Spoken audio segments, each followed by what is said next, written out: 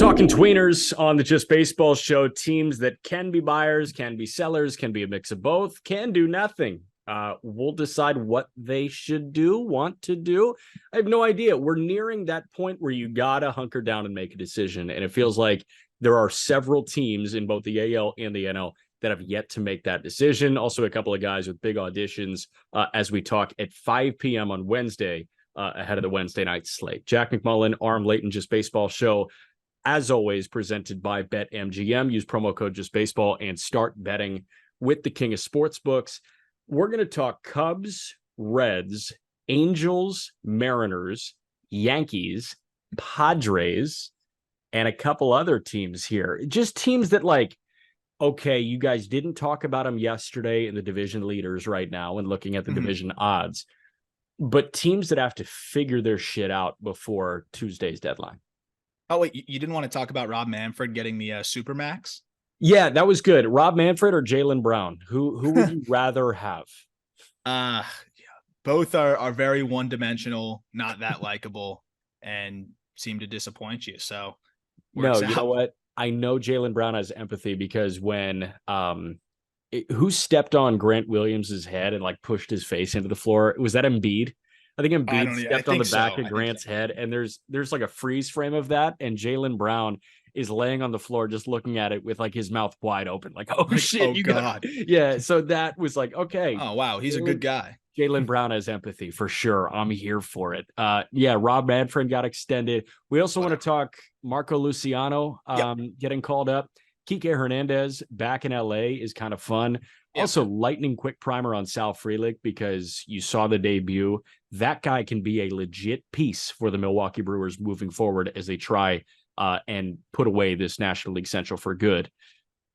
We kind of have a lot to talk about. Yeah, we do have a lot. We'll try to do like our efficient bounce around. You know, I'm excited to highlight the teams that are kind of in this tweener range, because what you do here is either, you know, obviously what pushes you over the top and puts you in the playoffs, but if you buy and you stink and you flounder out, you are buying yourself more time in the purgatory, or at least exposing yourself to being much more likely to land in the purgatory. So teams have to really be able to evaluate where they are at. And sometimes the hardest thing to do is not evaluate what players you should add to your team.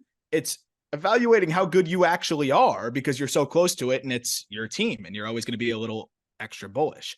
So that should be fun. But real quick, we'll talk Marco Luciano, because this is a team, the Giants, we know they're probably going to go out and buy. Like, they're not in this conversation. Like, I think it's obvious, just go buy. You get the same record as the D-backs, playing good ball. They're historic winning franchise. You know, it goes on and on, but they desperately need offense. And Casey Schmidt, I love him as a prospect. I didn't think he was ready to take on a full role and hit all the time. His approach is pretty flawed. He's played great defense. He had a nice start, but he's really struggling. Brandon Crawford, not great. Obviously, the offense is just not good, especially in the infield. We know what Marco Luciano could do power-wise. He was once considered a top 15 prospect in baseball. He's still a consensus top 100 guy. But this move screams panic to me, Jack, because they brought him up. Remember, he's been hurt a lot the last couple of years, which has really stifled his development. He was in AA, and he was striking out 30% of the time. He was hitting for power, 114 WRC plus, but a 30% K rate. They bring him up to AAA, and he puts up good numbers for 6 games, 30% K rate still. And now they're bringing him up. This guy will run into baseballs. Like, don't get me wrong. He's got pop, and that'll translate. He will run into baseballs, but he's also going to get blown up.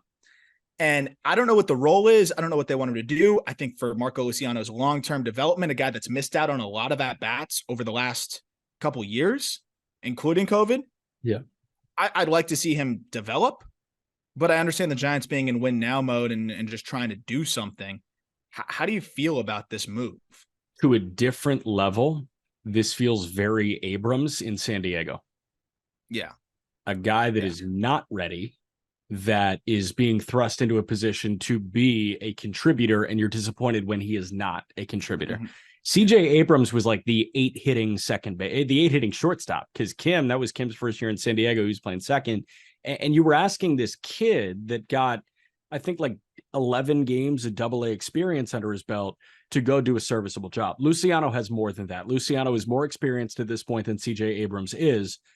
And Luciano plays a different game because Abrams was like rail thin. He still is a skinny guy, but he has sneaky pop. Luciano, like his game is pop. What happens to power bats that aren't ready when they go up? Pitchers at the highest level, the best pitchers on the planet, eat them alive. More so than the bat to ball guys. The bat to ball guys, you just see like, little impact, 300 turns into 240, and they are a struggling version of themselves. When a power bat is struggling in his first cameo in Major League Baseball, it looks way worse than contact guys. And that's Luciano. My worry is he's going to be so overmatched. It's going to be discouraging. And you don't want your top prospect and a really talented player, maybe one of the more talented shortstop prospects in baseball. You don't want that guy getting discouraged. That does nobody good. Yeah. Yeah. And I think with a guy like Marco, I think he'll be happy to be there. And I'm never going to be angry about, you and I are in the same, we're in lockstep on that. Like, get his clock started. Good for him. No, I'm pissed, dude. He's got to be in Richmond right now. Yeah. I mean, these guys will go 0 for 30 with 20K. It's not going to be like, I wish I wasn't up there. Like, you got your clock started. You made a good amount of money. But yeah, check your bank account. And I'm sure you're very happy that you're up there. But he's not going to stink that bad. He's going to run into homers. He's going to do some good things. I think that they can maybe, put him in spots where he can succeed. But this is an interesting spot, though, because it's like I like the Abrams comparison because like he's just now settling in. And I put out a tweet today. He's 22, by the way. Like he's not that much older than Marco Luciano, which that could be a whole different conversation about why CJ Abrams is really good. And I think the another guy that has just suffered from prospect fatigue or just because he graduated from prospect status. His last 30 games, by the way, 333, 377, 536 at the big league level. He was forced to do the second half of his development in the big leagues. Some guys can do that. I don't know if swing and miss guys are that type of profile that should develop in the big leagues. Abrams, it was never about the hit tool. He was never striking out that much. He was playing good defense as he settled in more. Like there was still value to his game. He could obviously motor. Luciano's got to run into baseballs to be successful, and he's whiffing a lot. We'll see. Something could click and he could go nuclear. He's as talented as they come. His exit velocities are top of the scale. 90th percentile exit velocity of 109 is among the best in the minor leagues. Hits the ball in the air. He's patient now, which does help hedge some of my concern. And this could be the shot in the butt that the Giants want. I mean, if he does what Casey Schmidt did and then falls off a cliff, that's worth it, right? Like that's still worth it because he just gave you a boost for 2 weeks. Yeah. So maybe that's what they're looking for here. I'm interested to see how it goes. I'm always pro prospects getting brought up, but this was one of the more aggressive promotions I've seen in some time. So I wanted to just talk about it briefly. A couple things there to unpack. We drop F-bombs at least once an episode, and you just said a shot in the butt. So you refrain from saying ass, even though there are far worse words that come out constantly. So I really appreciate that. Yeah. Shot in the tushy. No, but the other thing. Trade just went down this second. Who? It's so weird. Is it Trent Thornton who got DFA'd? No, this is even weirder. Marlins trading Dylan Floro to the Minnesota Twins for Jorge Lopez. Oh, why would the Twins do that? They would probably want to cut bait with Lopez. Lopez has really struggled, and Jorge Lopez was, he was dealing with some between the ears stuff too, right? He had he was dealing with some anxiety challenges and things like that. And but I think this is a pretty good move for the Marlins. Floro's been unusable, and Lopez has crazy stuff. And Lopez has been more than or less than unusable. I guess better than unusable. That's probably the way. It's not more or less. It's better or worse. He has been better than unusable. Lopez can throw the seventh inning in front of a Scott and a Puck.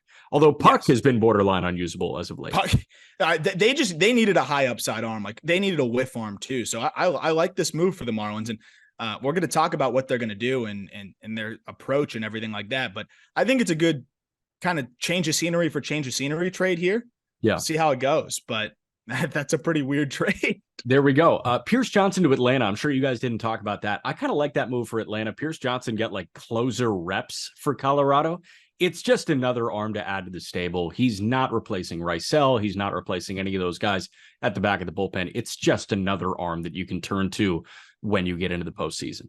I think a guy that, the ERA is high, but he's pitching at Coors, crazy strikeout numbers. So this is your escape artist guy. Maybe you almost don't give him that many clean innings because his command is so bad that he'll make it dirty. These are the guys that you put in with bases loaded, nobody out, and say, all right, if it doesn't work, it doesn't work, but we're playing with house money here. And sometimes they strike out the side. You know what he is? That's that role. He's a 10th inning reliever. He's all right. You got a man at second. Like, we need punch outs. Like, go get us punch outs. I think that's Pierce Johnson. And it was a great trade by the Braves. I mean, one of the guys that got sent over, Tanner Gordon, I know like opposing teams are like sad in AA that he's gone. And Victor Vodnik went undrafted in the Rule 5 draft. Which is crazy. Yeah. Just classic Rockies return. 100%. Real quick, last statement on Luciano. There is one swing and miss pop guy that is that young that comes to mind post-COVID that has succeeded at the major league level in the trial by fire scenario. Do you know who I'm thinking of? NL Central. NL Central. NL Central, you said? NL Central. Huh. Give me 5 more seconds. Okay. 5, 4, 3. Joey Weimer. No. Nolan Gorman. Oh, true. So if Luciano is more like Gordon, where Gabe Kapler, and Kapler loves platooning and protecting. If Kapler protects Luciano from his weaknesses, he can kind of make a smooth transition to Major League Baseball, much like Gorman did. But if he is thrown into the fire a la CJ Abrams, then it may be a serious difficulty. So one note on that, biggest Achilles heel the last few years for Luciano has been changeups. So if you kind of keep him away from... Just don't let him face Tyler Anderson. That's it. Yeah. Don't let him face the good changeup guys. That might be a good way to protect him. Perfect. Okay. Real quick on Sal Frelick before we get into the tweeners here. Frelick, everybody saw 3 for 3, that sac fly, robbed a true home run and then took extra bases away, but made 2 leaping catches at the wall in right. Sal Frelick's not just here for like a quick cup of coffee and he's going back to Nashville, folks. Like, Sal Frelick is an outfielder for the Milwaukee Brewers for the foreseeable future. If you had to game plan an outfield, and I know that Garrett Mitchell is out for the year. Garrett Mitchell was looking really good.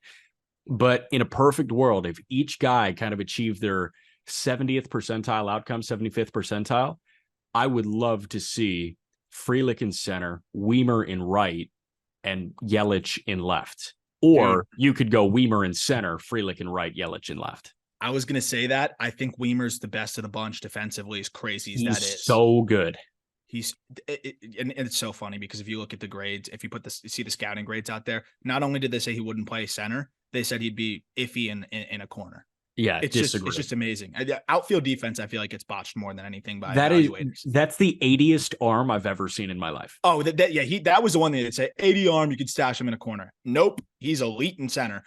We'll talk about the Brewers briefly too, because I think that's a team that should be aggressive and should make some moves. And I think that's a team that should be aggressive and should make some moves. I was thinking about Candelario today, and I was like, man, that's everything they need. They've got that surplus of outfield now. They could move and shake. Yelich having this like resurgence all of a sudden.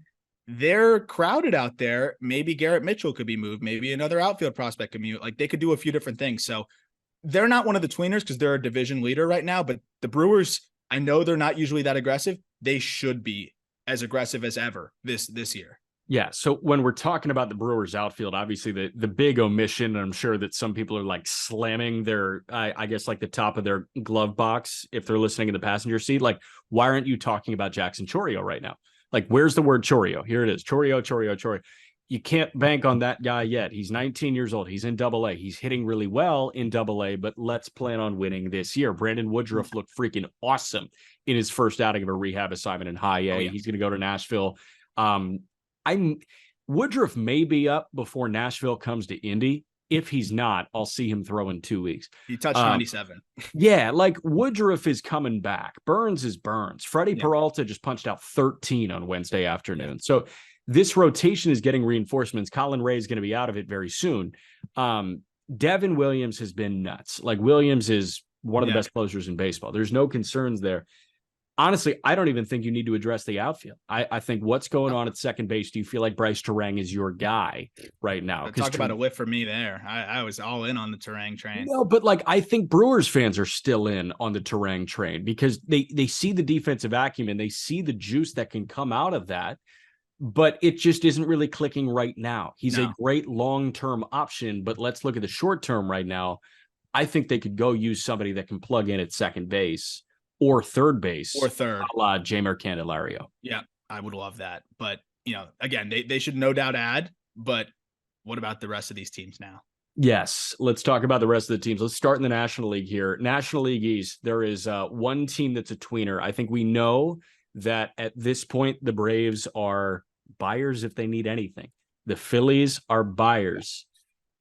Actually, two teams, the Marlins and the Mets. What's going to happen with the Mets? Let's start with Miami.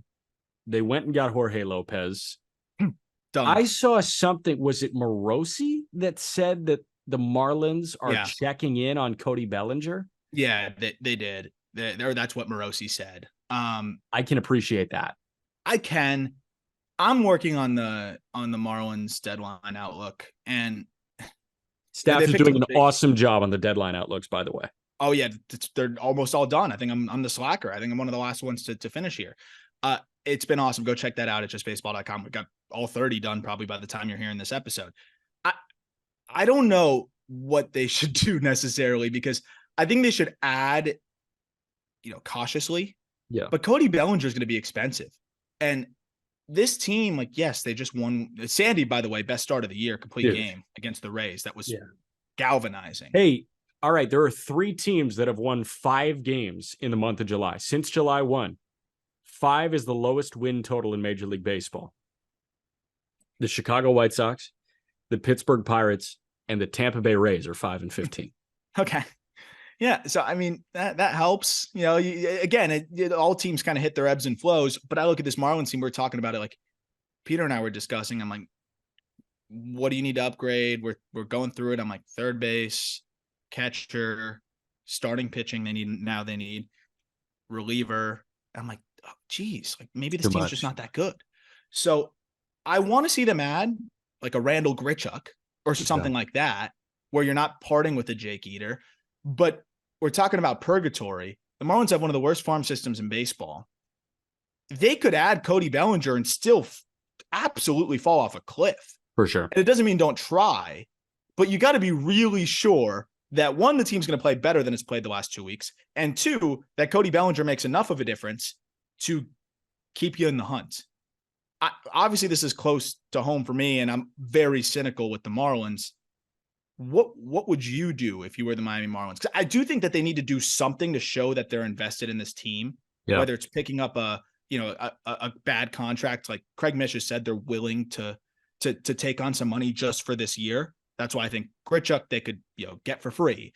Some other guys they could, Lance Lynn, they could pick up for nothing. Yeah, those might be the moves that make more sense. Yeah, well, I'm going to make my case. I think Miami's the perfect landing spot for Shohei Ohtani. I think that a Moncada type guy would be really good. And I saw, was it Jim Bowden at The Athletic? Put that together. Bowden said Moncada for Avi Garcia and somebody else. Max Meyer. And Max Meyer, okay, no. But I think a Moncada would be good because that's a hampering contract. Moncada needs a change of scenery. There's so much fucking talent in that dude. Just came off the IL. If he has a good showing over the next couple of days, I don't think Moncada is going to be that expensive. I think if the White Sox go into full fire sale mode, they want to move a guy that's going to make $19 million next year. Are the Marlins willing to pay 19 next year is the big question. Probably not. Probably not. Unless they can offset it. Right. So then you hop into the rental market with everybody else. And that is not a good spot to be. So I think you need to be bold and eat some money for 24 and go get a guy that's on hey, you get a year and 2 months of control, or you're just kind of stuck in purgatory. I think they're totally in a middle ground here. I saw Arise since June 25th. It's hitting 299. I think Codify put that out. But hitting 299 and the team is 4 games under 500. Like, it's a negative impact because he's hitting 300 instead of 400. Yeah. I think Soler having an 88 WRC plus over that span too doesn't help. I think that's what it's been since that exact date. I think that this team, you look at the pieces top to bottom, how many of these guys are you confidently saying, oh, that's a guy that's a piece for you in 2024, 2025? Arise, Sandy, Yuri, Edward Cabrera. On the position player side, because that's the real issue. Arise. Jesus Sanchez, he's playing great this year. Sure, yeah. Brian De La Cruz, I think, can absolutely, I think, could be there. Yeah. Jazz, if he's alive. Oh, yeah. Forgot about Jazz. Yeah, exactly, though. So my point is, like, you go get a rental. Okay, cool. You got a rental, and now you just invested more into a team that, its value might even be diminished after this year because some of these guys may not perform that well next year. Some of them may not be long-term options. And now you just, invested more capital into a company that, may not be that good of a product, I guess, for lack of a better term. So like, it's interesting. I'm very fascinated to see what they do. I think they should just go cautiously and add carefully. Randall Grichuk, Lance Lynn, call it a day. That's what I think they should do. Cool. Just two big burly white guys. I'm totally in on that. It feels like Aerodyne Global, right? The company, the penny stocks company from Wolf of Wall Street that you're telling me. Yes. Right now, the Miami Marlins are Aerodyne Global. All right, the Mets. I thought Ryan Finkelstein, our manager editor, did a great job kind of finding a trade partner with the Mets. I think if the Mets do sell a little bit, Baltimore makes a lot of sense because we've already seen it earlier this year where they move McCann and money. They eat a lot of money to go get an okay return. They move Eduardo Escobar and money, and they go and get a solid return for Eduardo Escobar. Fink thinks that they can do that again to a higher degree, and they can move a Canna, they can move a David Robertson and money for a guy like David Robertson and $10 million may get you Connor Norby and a bit more. So I thought that was a perfect partnership there. I think the Mets should sell. They should attach cash considerations, and they should go get some guys to help out that pretty mediocre system. Could you imagine if they ate half of Scherzer's contract? What you could get maybe. Do you think they move a big fish like that? I don't think they move a fish. I ultimately don't think they do. But I'm just saying, like, if there was a suitor there, you could probably get a pretty darn good package. Oh, yeah. I think they should consider it. They should float it and say, hey, what are you willing to give us if we eat half of Scherzer's contract, and send him over to you? If that can get you a good prospect, I mean, Steve Cohen said, like, I want to build this farm up. That's a good way to build it up. For sure. I think eating David Robertson's contract, attaching somebody with him, you could get that Norby type. The Mets should be subtracting almost any piece that they can reasonably subtract and use that money as leverage to get prospects. To me, they're not even tweeners. I kind of love these. Just give me a quick yes or no on these deals because I thought Fink nailed. Fink ran them by me. Okay, all right. So I assume they're all yeses, but I just want to. They're all RM approved because the article is live on justbaseball.com. David Robertson and $3.5 million for Connor Norby. You said yes. How about Robertson and Canna and $9 million for Dylan Beavers and Cesar Prieto? Yep, that adds an outfielder that you can immediately put in double, and Prieto can be in triple? Yeah. You can probably put him in the bigs. Why not? David Robertson, Jose Quintana, $15 million for Norby and Judd Fabian would be awesome. If that Mets team added Norby and Fabian to the fold, I think that they would be in an excellent spot. Absolutely. I thought that was the biggest reach. So you got to try. So I let him roll with that one. And then there are a couple, including a huge kahuna here that features 3 big leaguers and a bunch of money for 3 good prospects. But you got to go read the article to get that. Jumping to the National League Central, how the fuck are the Cubs going to do this? I think they've got the toughest decision of maybe anybody. And it's interesting because I see people say, oh, but the Cubs have better playoff odds and, than some of the other teams that are potentially buyers. I don't really care about that. Just look at your team and decide what you think they are. I see Mike Tauchman. I see I see Jan Gomes, Miles Mastrobuoni, a lot of Tucker Barnhart. I see a lot of Drew Smiley. I know Jameson Tyone threw well recently, but I see Jameson Tyone. I see Kyle Hendricks. Like, if this team somehow makes the playoffs, like, what are they? I think they're in a similar-ish spot to the Marlins. The only difference is they have better expiring pieces. And they have a way better system. Sorry? And they have a way better system. Way better system. So I'd be in a really tough spot here. If I don't know what they should do, because Stroman can get you a haul. Bellinger could get you a haul, even both as rentals, but maybe you ride it out. Like, what percent chance, like, and not baseball reference percent, like, just in your mind, like, what percent chance would you need for the Cubs, to make the playoffs for you, if you're the general manager, to justifiably not move Bellinger and Stroman if you don't think you're going to extend them? That's the biggest thing too. Do they think they're going to extend them? Yeah. So 30, I would need a 30% chance. Because I don't, especially riding this high where they've won 3 in a row at the most important time to win 3 in a row. And they're taking on Lance Lynn in his final audition, and knowing the White Sox, Lance Lynn will probably fail that audition. So I don't know. I'm penciling them in for a W on Wednesday night. They'll have won 4 games in a row. That probably ups their probability to, I don't know, 30, 35% chance to sneak in. That NL wildcard race is fart noise bad. Yeah. Like, really bad. I would consider holding, especially because Stroman and Bellinger have expressed their love for playing in Chicago.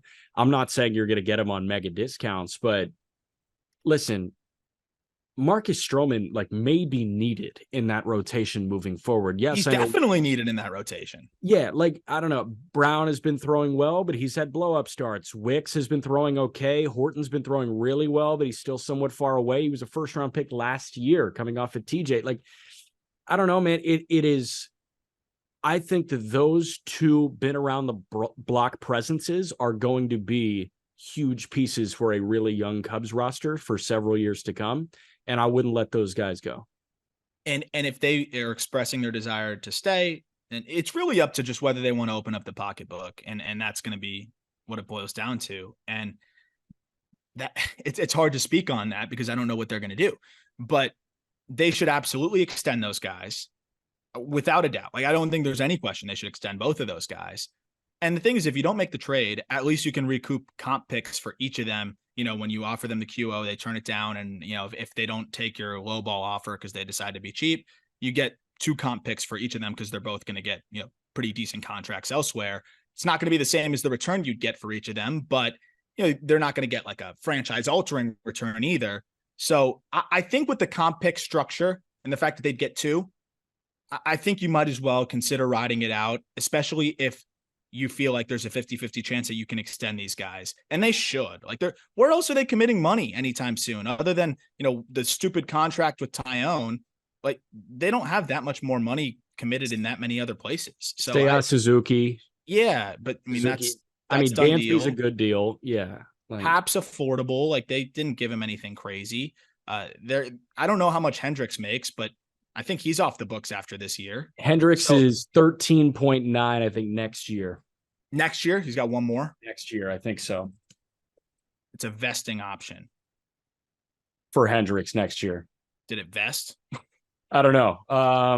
I see turns into club in 24. Club at 16. So you just decline it at 16. You just decline it. And yeah. Okay, there you just freed up some money. So I think ultimately the Cubs should hold and extend those guys. But if they don't plan on signing them, then I think they got a really tough decision to make here.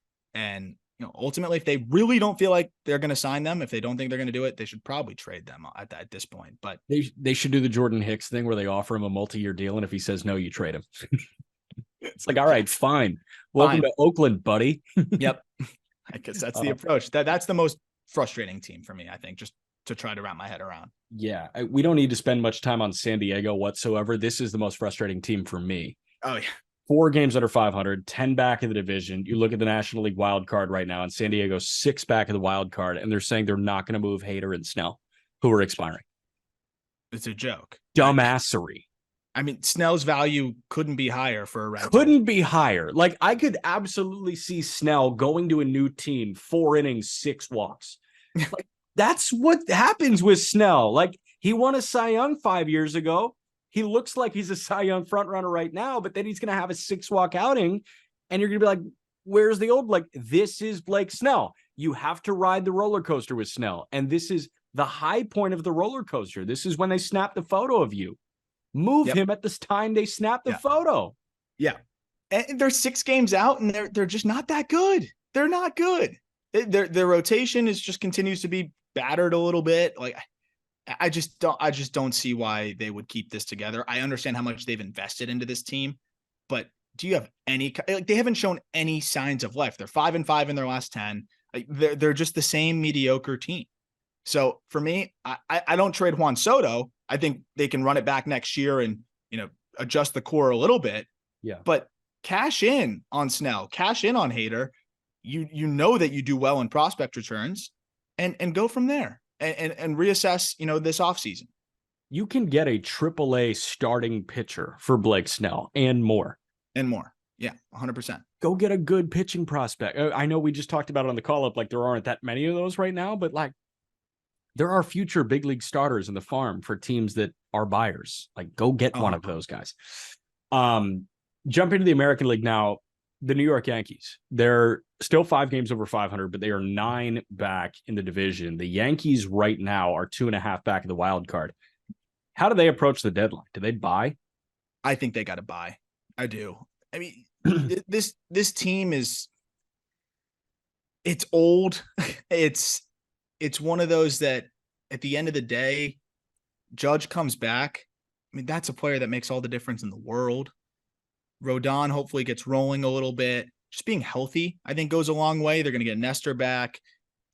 I think ultimately, what else are you going to do? You have a good farm system. I'm not saying they have to go crazy, but they should definitely add a couple pieces. You're in the hunt without Judge for the last however long it's been. It's been months.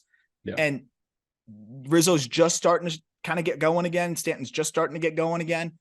I think you got to give it a shot. You already have so much invested into this team. And again, you're clearing up money with Donaldson after this year. You're going to be able to kind of reassess and do some different things and shuffle things around after this season. I think they should cautiously add, and they've got more than enough prospect capital to add at least 1 or 2 pieces. You know who'd be solid is Jordan Montgomery from St. Louis. That'd be really funny for Harrison Bader.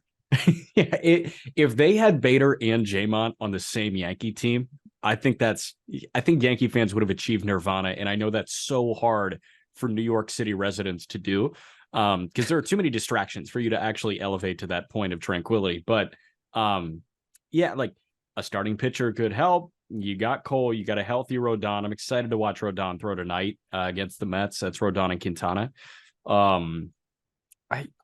I just look at these lineups that they run out every night, and I'm like, where's the sex appeal here, man? Billy McKinney left again?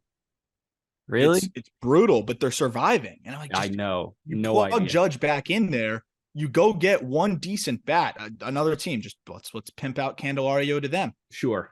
Candelario makes a huge difference. Massive. But the other thing with the Yankees is they could buy with control. They could call the Cardinals up again and say, hey, the last center fielder hasn't totally worked out. You want to try Dylan Carlson this time around and see what happens. Again, they've got the prospect capital to make a big time move that for a player of control. So they could approach it that way too. Yeah. The other name that jumps out to me is Tommy Edman. If he is available from St. Louis, I think Edman is such a safe piece to add to the New York Yankees. And kind of just exactly what they need. And I think his power from the left side is going to play up there. Like, there's a lot of things to like. I think that's a great one as well.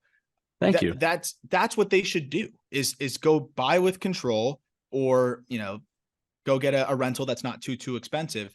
But I think they could absolutely do that and help themselves this year. If they don't make the playoffs, okay, you're not losing sleep because it helps you for next year too, especially with some of the guys that you're going to be able to kind of get off the payroll and get out of the way.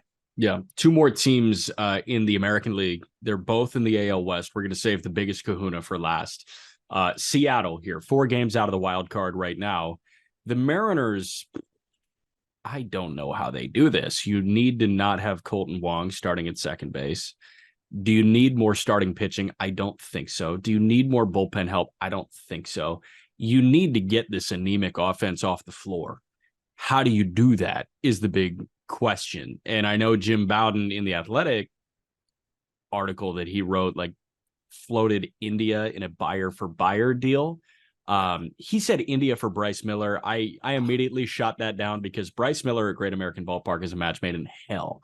And on top of that, Miller's worth more. Yeah, right. So it would need to be India and more. I don't know how they approach this deadline. Like, I think Jerry Dipoto is going to spend a lot of time on the phone because we know he loves spending time on the phone at the trade deadline. But what's he actually going to do? I don't know.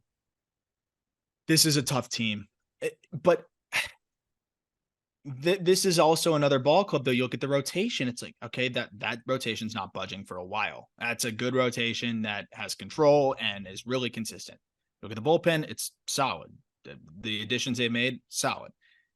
The lineup is, as you mentioned, is the problem. And they could go get a bat or two that makes a difference without going crazy here.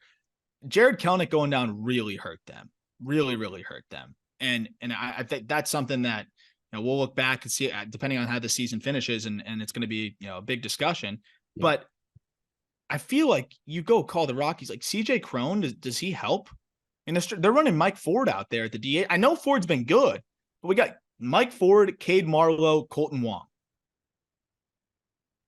Like that. That's not good. Better. It needs to get better if you're a postseason team. But the good news is it's pretty easy to make that better. Like how many players that are attainable do you think make them better? I'm like scrolling through just Fangraphs position players right now, just by F4. And I'm just trying to like browse around as to who would be an upgrade for this team. And I honestly think like you could scroll pretty far down. You could go like sub 2 WAR, and there's plenty of guys that probably help them this year. Throw me a sub 2 WAR guy that you see. Zach McKinstry would help them. And he's not even good.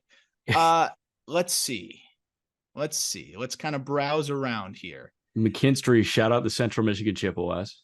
That could go sign Rougned Odor. That would help. Do you think it does? I actually think it might not help, but it won't hurt. Yeah. So just that's how bad they are right now in certain spots. Yeah.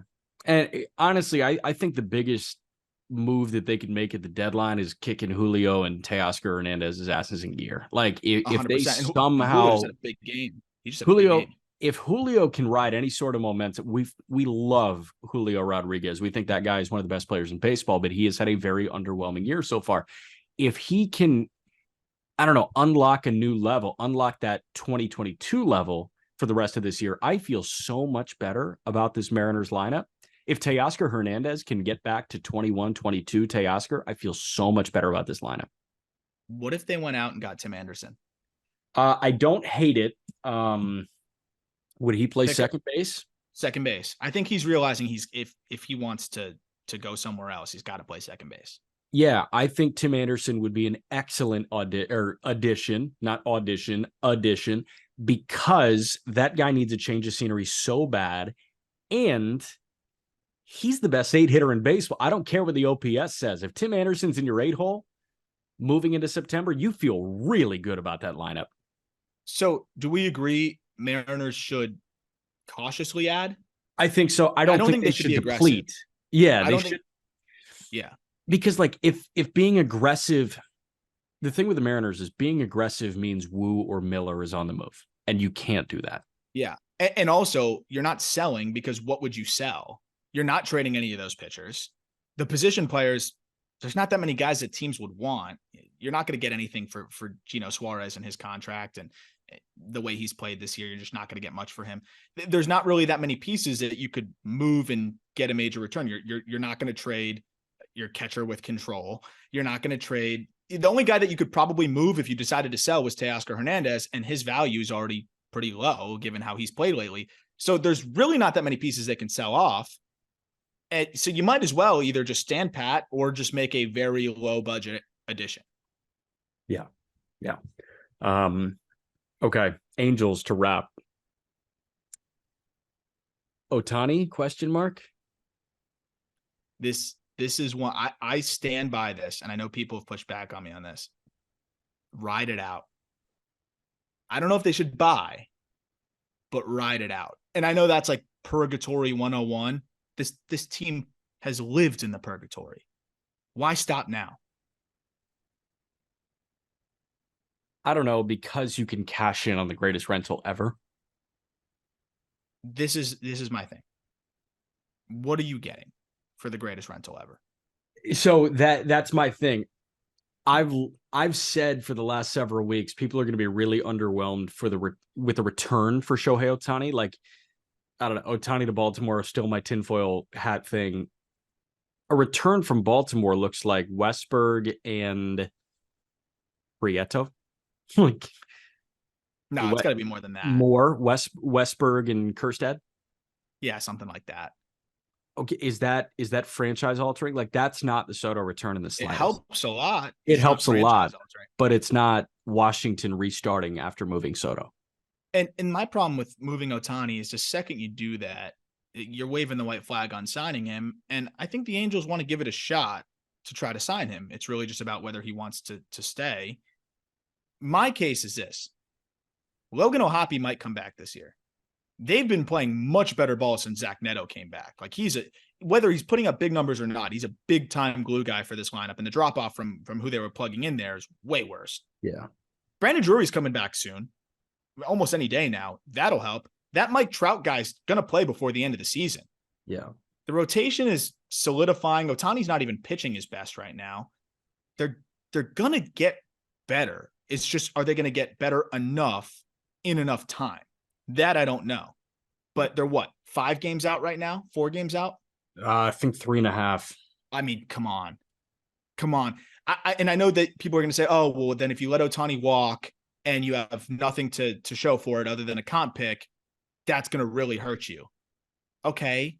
But again, but you gave it a go. You'd be playing. I'd rather have a 10% chance at return. Like, if not trading Ohtani and playing competitive baseball down the stretch and maybe inspiring him enough to believe in my team, if it gives me a 5 to 10% chance increase of retaining Ohtani, I think that's almost worth the 2 back end top 100 guys you're going to give me. And he's not getting a Soto package. I don't know why anonymous execs, quote unquote, have floated. It's not happening. It's just not. I would almost rather ride it out, try to keep him, and see how this goes. Like, this is still some of the best baseball the Angels have played in years. Yeah. Which is nuts because they're very hurt and they're going to get stronger. That's so fucking boring. But do you add? That's the thing. Yes, I think so. I think you don't move your blue chippers, but they have a really bad farm system right now. It's gotten a bit better with this draft class entering it, but a guy like Kai Busch, like, move Kai Busch. Like, Kai Busch can be a good big league starter, but he's not a top 100 prospect in baseball. Bachman, if he still has starter intrigue for a team, move him, because you've already kind of waved the white flag on him being a starting pitcher for you by putting him in the bullpen. I think that they can move the guys outside of their top 5 prospects and deal with it later, a la Philadelphia Phillies, where yes, Abel was untouchable, Painter was untouchable.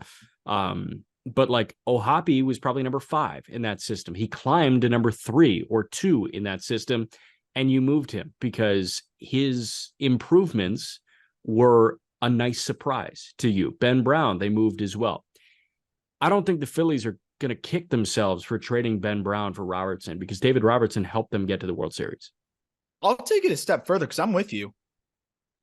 I think I'd even move Caro for the right piece, because you have O'Hoppe for the next. Yes, because you have O'Hoppe. What's Edgar Caro going to do for you? And I know his value is a little bit depleted compared to where he was. Like, this was a guy that some had as a top 50 prospect in baseball, now more like a back end top 100 guy. Still very valuable. You package Caro with Silseth, who's been throwing really well lately and is still young. Yeah. You can get somebody good. And again, like, this is your last ditch effort to try to convince Shohei Ohtani. And I think when everybody thinks that you're going to wave the white flag and you push the chips forward, remember, Perry Minasian has only had so much time to fix this. Billy Epler is the one that's really frustrated Ohtani through the years. Yeah. Minasian pushes the chips forward here, makes a move. They play some good baseball down the stretch. And even if they come up a little bit short, you're telling me Ohtani's not thinking about that? I can't get in his head. I have no idea. But just like from a human standpoint, you're not telling me that, like, okay, this team, when everyone thought that we were going to wave the white flag, they pushed the chips forward and because they believe in me. Because they believe in me. They believe in this team. Like, again, it might backfire. It could easily backfire. I think you got to take the chance. It's like when you're trying to win the girl back. You drive across the country. She might throw it right back in your face. But if you love her enough, you got to try it, right? I guess I've never really experienced that. I haven't either, but like it's like in the movies, right? In the like movies, yeah. When you hold the boombox in the pouring rain. Yeah, like you got to try it. Yeah, this would be Perry Minasian holding the boombox in the pouring rain for Ohtani. Yeah, instead of like downloading Raya and or like your Tinder and just going on a date. Like Raya's for famous people. We're not there. No, we're not there. I've never tried any of those apps, but you know what I'm saying. Yeah, I do know what you're saying. Yeah, man. I don't know. This is it's going to be a fascinating scenario. Your words help me palate if they don't move him. So you're still pro move. For the sheer reason of chaos, and like the baseball fan in me wants to see Ohtani on a team that's like gonna get in. I need to see Shohei Ohtani play playoff baseball. I need it so bad. I'm with you, dude. I need to see my Trout play playoff baseball. I've become an Angels fan now. Like every time I put the game on, like not subconsciously too. Every time I put the game on, I'm like rooting for them. There's something about the vibe, man. Like I love it. I'll watch a lot of Detmer starts. I'll watch a lot of Sandoval starts when he makes them. Obviously, Ohtani, I'm keyed in there. But you're right. Like Silseth has been throwing well. I'm intrigued by Chase Silseth. I like what Moniak is doing. I don't know. I'm rooting for the LA Angels, but I don't know. They're just hitting a certain point, and I think it was when Trout went down with injury, and it might be a little outdated from me because, hey, look what they've done recently. LA is what they've won 7 of 10. They've won 2 in a row. They're 3.5 back. But when Trout went down, I was like, okay, time to sell. Like time to give this thing up because it's Angels again, and maybe I'm just a victim of the negativity surrounding those two not being in postseason baseball. That's fair. That's fair. And that's why I think this is the last ditch effort. Push them forward. The reinforcements are coming. They're coming. It's just whether they'll come quick enough. But Brandon Drury, I think, will make a big difference too. I really do. He was playing some good ball before he went down. He finally was heating up. And I think that does make a big difference for them too. Got you. All right. That was the Just Baseball show, as always, presented by BetMGM. Get some Just Baseball merch. Every other link you need is in our show notes. Again, justbaseball.com, your go-to spot for the trade deadline. You want a deadline preview, you want a deadline outlook on every single team in baseball, you've got it at justbaseball.com. And we're going to be covering the trade deadline like pretty much nobody else. So we will talk to you tomorrow.